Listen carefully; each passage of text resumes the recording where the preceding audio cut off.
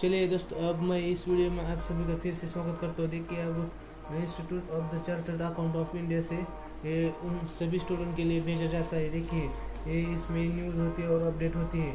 वो जो आप पढ़ाई कर रहे हो उसकी सभी अपडेट हर मंथली बुक आती है।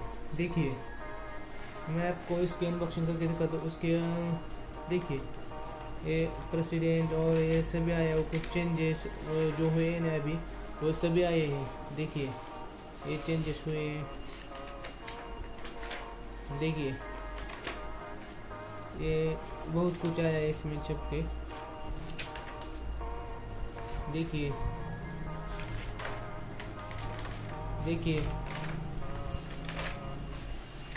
इकोनॉमिक्स का है, सभी सब्जेक्ट का थोड़ा थोड़ा है। देखिए, अनाउंसमेंट है, न्यूज़ है। देखिए,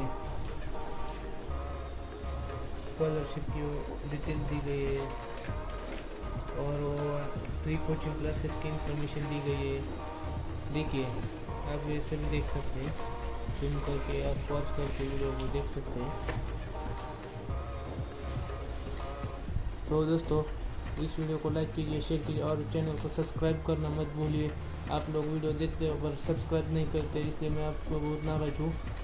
थैंक यू वीडियो देखने के लिए।